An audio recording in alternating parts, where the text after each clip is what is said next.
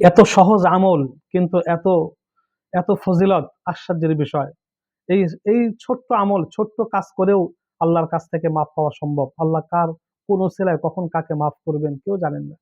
আমরা যখন রাস্তাঘাটে চলাফেরা করি, রাস্তাঘাটে অনেক কষ্টদায়ক বস্তু থাকে, ইট থাকে, কাঁটা থাকে, বিভিন্ন রকম কষ্টদায়ক বস্তু থাকে। যদি কোনো ব্যক্তি রাস্তা থেকে কষ্টদায়ক বস্তু সরিয়ে দেয়, আল্লাহ পাক রব্বুল আলামিন তার এই আমলের কদর, তার এই ছোট্ট আমলের কারণে তাকে মাফ করে দিবেন। এক ব্যক্তি রাস্তায় যখন বের হয়েছে, সে মনে মনে নিয়ত করেছে, রাস্তায় যদি কোনো কষ্টদায়ক বস্তু থাকে আমি সরিয়ে দেবো, যাতে মানুষের কষ্ট না হয়। এই ব্যক্তি রাস্তা থেকে বের হয়ে সে নিয়ত করে বের হয়েছে।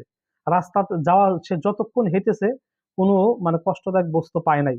রাস্তা যাওয়ার সময় তার মৃত্যু হয়ে গেছে। কোনো কষ্টদায়ক বস্তু সরায়ও নাই, শুধু নিয়ত করেছে।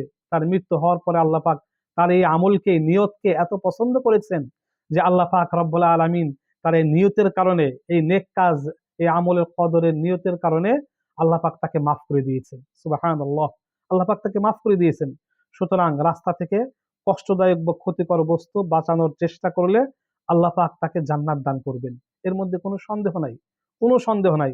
যাতে মানুষ কষ্ট না পায়, এইভাবে নিয়ত করে বের হওয়া।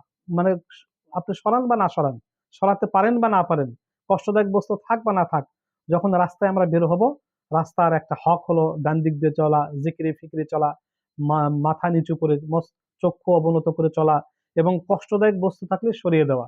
যদি কষ্টদায়ক বস্তু সরিয়ে দেয়, আল্লাহ পাক রব্বুল আলামিন এই ছোট্ট আমলের কারণে নিশ্চিত তাকে জান্নাত দান করবেন। এর মধ্যে কোনো সন্দেহ নাই।